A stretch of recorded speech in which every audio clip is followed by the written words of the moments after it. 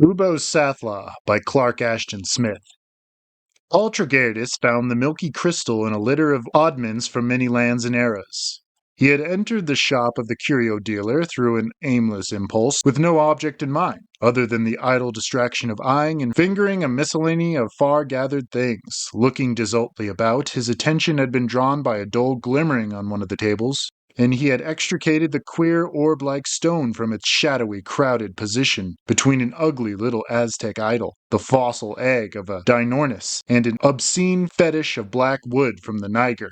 The thing was about the size of a small orange, and was slightly flattened at the ends, like a planet at its poles. It puzzled Tregardus, for it was not like an ordinary crystal, being cloudy and changeable with an intermittent glowing in its heart, as if it were alternately illumined and darkened from within. Holding it to the wintry window, he studied it for a while without being able to determine the secret of this singular and regular alteration. His puzzlement was soon complicated by a dawning sense of vague and irrecognizable familiarity, as if he had seen the thing before under circumstances that were now wholly forgotten. He appealed to the curio dealer, a dwarfish Hebrew with an air of dusty antiquity, who gave the impression of being lost to commercial considerations in some web of Kabbalist reverie. "Can you tell me anything about this?" The dealer gave an indescribable, simultaneous shrug of his shoulders and his eyebrows. "It is very old, pagan, one might say. I cannot tell you much, for little is known. A geologist found it in Greenland, beneath glacial ice, in the Miocene strata. Who knows? It may have belonged to some sorcerer of primeval Thule. Greenland was a warm, fertile region beneath the sun of Miocene times. No doubt it is a magic crystal, and a man might behold strange visions in its heart, if he looked long enough." Tregardus was quite startled, for the dealer's apparently fantastic suggestion had brought to mind his own delvings in a branch of obscure lore, and in particular had recalled the Book of Ebon, that strangest and rarest of occult forgotten volumes, which is said to have come down through a series of manifold translations from a prehistoric original written in the lost language of Hyperborea. Tregardus, with much difficulty, had obtained the medieval French version, a copy that had been owned by many generations of sorcerers and Satanists, but had never been able to find the Greek manuscript from which the version was derived. The remote, fabulous original was supposed to have been the work of a great Hyperborean wizard, from whom it had taken its name. It was a collection of dark and baleful myths, of liturgies, rituals, and incarnations, both evil and esoteric, not without shudders. In the course of studies that the average person would have considered more than singular, Tregardus had collected the French volume with the frightful Necronomicon of the mad Arab, Abdul Alzamirid. He had found many correspondences of the blackest and most appalling significance, together with much forgotten data that was either unknown to the Arab, or omitted by him, or by his translators. Was this what he had been trying to recall, Tregardus wondered, the brief, casual reference in the Book of Ebon to a cloudy crystal that had been owned by the wizard Zon Mezzamalech in Moul Toulan? Of course, it was all too fantastic, too hypothetic, too incredible. But Moul Toulan, that northern portion of ancient Hyperborea, was supposed to have corresponding roughly with modern Greenland, which had formerly been joined as a peninsula to the main continent. Could the stone in his hand, by some fabulous fortuity, be the crystal of Zon Mezzamalech? Tregardus smiled at himself with inward irony for even conceiving the absurd notion. Such things did not occur, at least not in present-day London, and in all likelihood the Book of Ebon was sheer superstitious fantasy anyway. Nevertheless, there was something about the crystal that continued to tease and inveigle him. He ended by purchasing it at a fairly moderate price. The sum was named by the seller and paid by the buyer without bargaining. With the crystal in his pocket, Paul Tregardus hastened back to his lodgings instead of resuming his leisurely saunter. He installed the milky globe on his writing table, which had stood firmly enough on one side of the oblate ends. Then, still smiling at his own absurdity, he took down the yellow parchment manuscript of the Book of Ebon from its place in a somewhat inclusive collection of recherche literature. He opened the vermiculated leather cover with hasps of tarnished steel, and read over to himself, translating from the archaic French as he had read the paragraphs that referred to Zon Mezzamalech. This wizard, who was mighty among sorcerers, had found a cloudy stone, orb-like and somewhat flattened at the ends, in which he could behold many visions of the terrene past, even to the earth's beginning, when Ubbo Sathla, the unbegotten source, lay vast and swollen and yeastly amid the vaporing slime. But of that which he beheld, Zon Mezzamalech left little record, and people say that he vanished presently, in a way that is not known, and after him the cloudy crystal was lost. Paul Tregardus laid the manuscript aside. Again, there was something that tantalized and beguiled him. Like a lost dream of a memory forfeit to oblivion. Impelled by a feeling which he did not scrutinize or question, he sat down before the table and began to stare intently into the cold, nebulous orb. He felt an expectation which, somehow, was so familiar, so permeative, a part of his consciousness that he did not even name it to himself. Minute by minute he sat and watched the alternate glimmering and fading of the mysterious light in the heart of the crystal. By imperceptible degrees, there stole upon him a sense of dreamlike duality, both in respect to his person and his surroundings. He was still Paul Tregartis, and yet he was someone else. The room was his London apartment, and chamber in some foreign but well-known place, and in both milieux he peered steadfastly into the same crystal. After an interim, without surprise on the part of Tregartis, the process of re-identification became complete. He knew that he was Zon Mezzamalech, a sorcerer of Mutulan, with a student of all lore, interior to his own epoch. Wise with dreadful secrets that were not known to Paul Tregartis, amateur of anthropology and the occult sciences in latter-day London, he sought by means of the milky crystal to attain an even older and more fearful knowledge. He had acquired the stone in dubitable ways from a more than sinister source. It was unique and without fellow in any land or time. In its depths, all former years, all things that had ever been, were surprisingly mirrored, and would reveal themselves to the patient visionary. And through the crystal, Zon Mezzamalech had dreamt to recover the wisdom of the gods who died before the earth was born. They had passed to the lightless void, leaving their lore inscribed upon tablets of ultra-stellar stone. And the tablets were guarded in the primal mire by the formless, idiotic demiurge, Ubbo Sathla. Only by means of the crystal could he hope to find and read the tablets. For the first time he was making trial of the globe's reputed virtues. About him an ivory-paneled chamber, filled with his magic books and paraphernalia, was fading slowly from his consciousness. Before him, on a table of some Hyperborean wood that had been graven with grotesque ciphers, the crystal appeared to swell and deepen, and in its filmy depth he beheld a swift and broken swirling of dim scenes, fleeting like the bubbles of a mill race. And if he looked upon an actual world, cities, forests, mountains, seas, and meadows flowed beneath him, lightening and darkening as with the passage of days and nights in some weirdly accelerated stream of time. Zon Mezzamalech had forgotten Paul Tregartis, had lost the resemblance of his own entity and his own surroundings in Mutulan. Moment by moment, the flowing vision in the crystal became more definite and distinct, and the orb itself deepened till he grew giddy, as if he were peering through an insecure height into some never-fathomed abyss.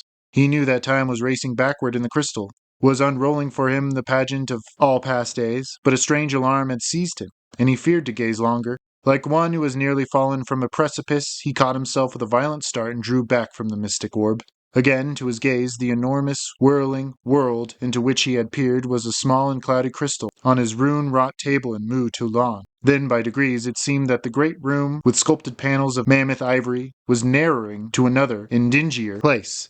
And Zon Mezzamalech, losing his preternatural wisdom and sorcerous power, went back by a weird regression into Paul Tregartis. And yet not wholly, it seemed, was he able to return. Tregartis, dazed and wondering, found himself before the writing table on which he had set the oblate sphere. He felt the confusion of one who has dreamt and has not yet fully awakened from the dream. The room puzzled him vaguely, as if something were wrong with its size and furnishings, and his remembrance of purchasing the crystal from a curio dealer was oddly and discrepantly mingled with an impression that he had acquired it in a very different manner.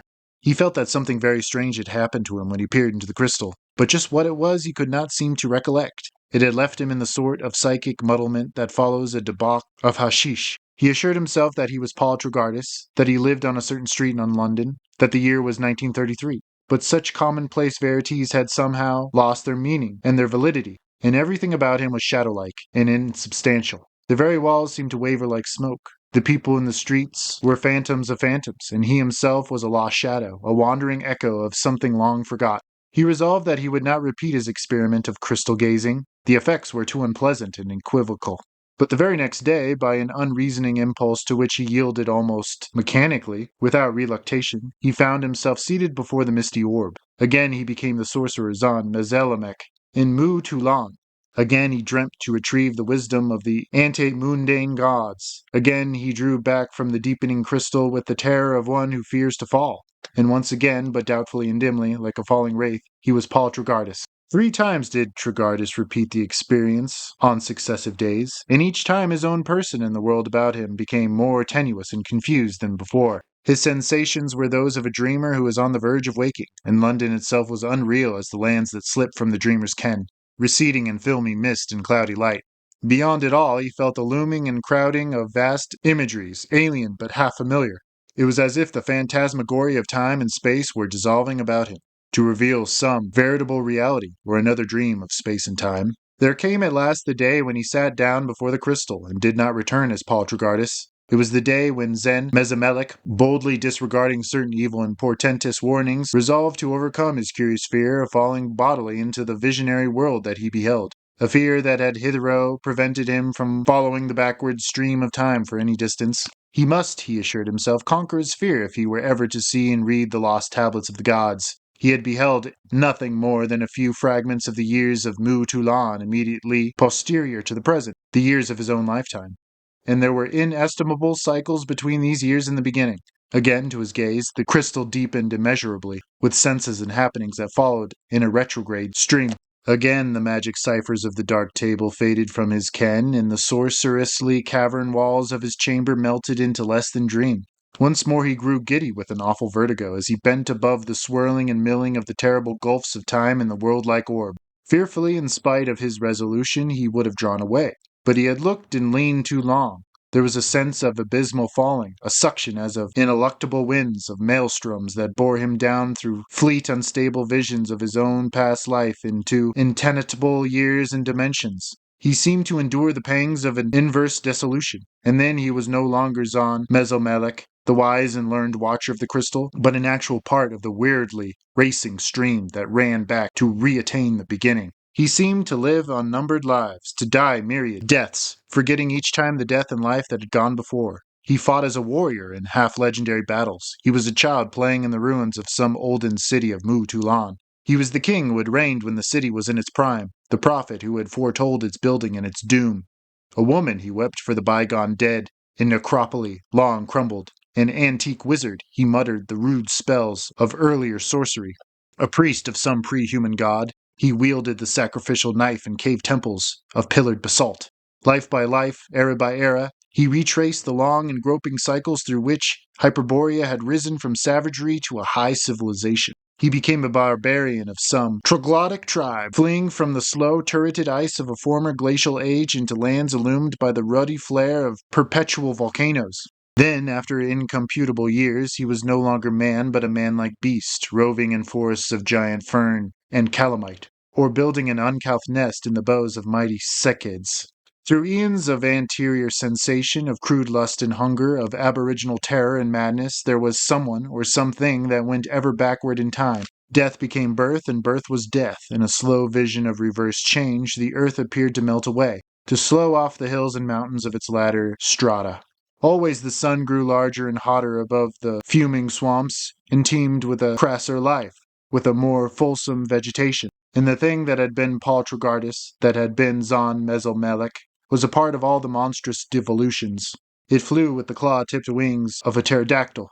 It swam in leopard seas with the vast, winding bulk of an Isiathoris. It bellowed uncouthly with the armored throat of some forgotten behemoth to the huge moon that burned through Liassi mists. At length, after eons of immemorial brutehood, it became one of the most serpent men who reared their cities of black gneiss and fought their venomous wars in the world's first continent. It walked undulously in anti-human streets, in strange crooked vaults. It peered at primeval stars from high Babylonian towers. It bowed with hissing litanies to great serpent idols.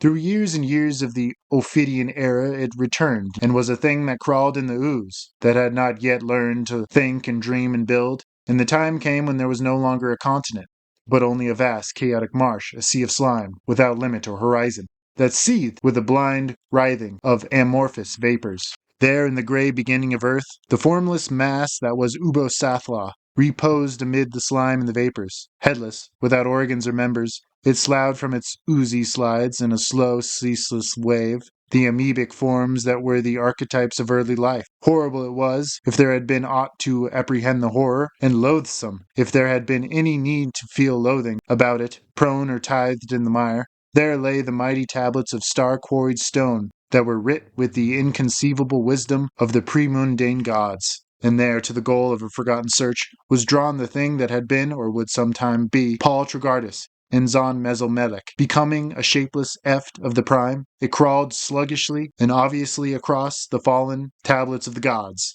and fought and ravened blindly with the other spawn of Ubbo Sathla. Of Zon Mezzamalech and his vanishing there is no mention anywhere, save the brief passage in the book of Ebon. Concerning Paul Tregartis, who also disappeared, there was a curt notice in several London papers. No one seemed to have known anything about him. He is gone as if he had never been, and the crystal, presumably, is gone too. At least, no one has found it.